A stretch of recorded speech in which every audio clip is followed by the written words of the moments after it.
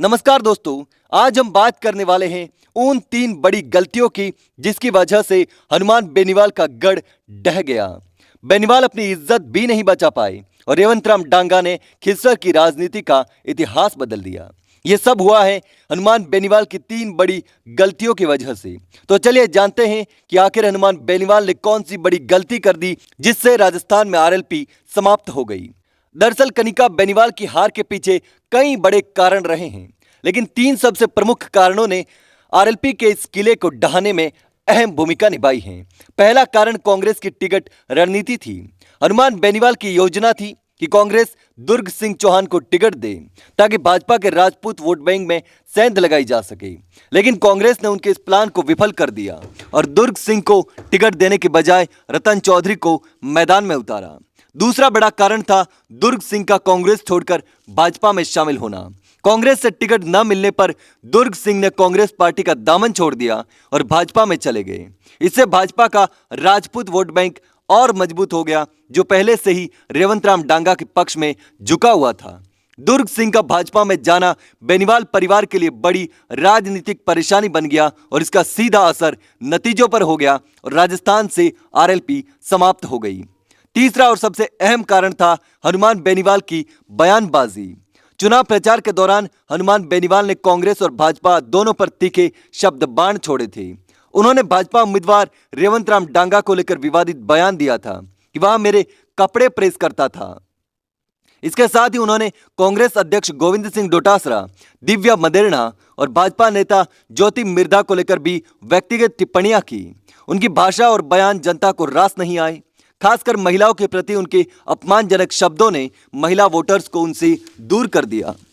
ऐसे में अगर बात करें कि अब आरएलपी का भविष्य क्या होने वाला है, तो खिवसर में आरएलपी की हार और भाजपा की जीत से कई राजनीतिक संकेत मिलते हैं।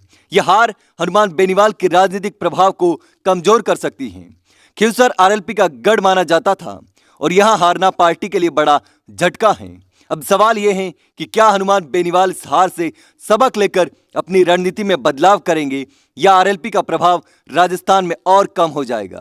दूसरी ओर भाजपा ने अपनी इस जीत से यह साबित कर दिया है कि वह राजस्थान के हर क्षेत्र में अपनी मजबूत पकड़ रखती है।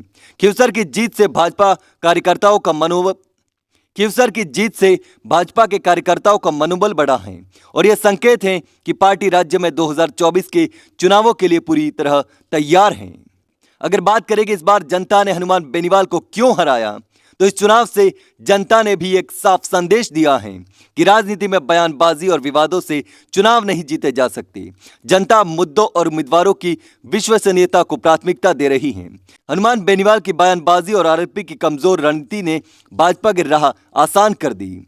जनता ने यह भी दिखाया कि राजनीति में सम्मान और भाषा की मर्यादा बहुत मायने रखती है। महिलाओं को लेकर दिए गए विवादित बयानों ने हनुमान बेनीवाल की छवि को नुकसान पहुंचाया और इसके अलावा भाजपा ने जिस तरह से राजपूत वोट बैंक को सीधा और अपने उम्मीदवार को इसके अलावा भाजपा ने जिस तरह से राजपूत वोट बैंक को साधा और अपने उम्मीदवार को मजबूती से पेश किया, वह उनकी जीत की बड़ी वजह रही है।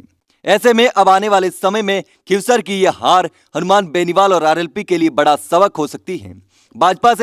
भाजपा ने साबित कर दिया कि वह अपनी रणनीति और संगठनात्मक क्षमता से किसी भी गढ़ को भेज सकती है।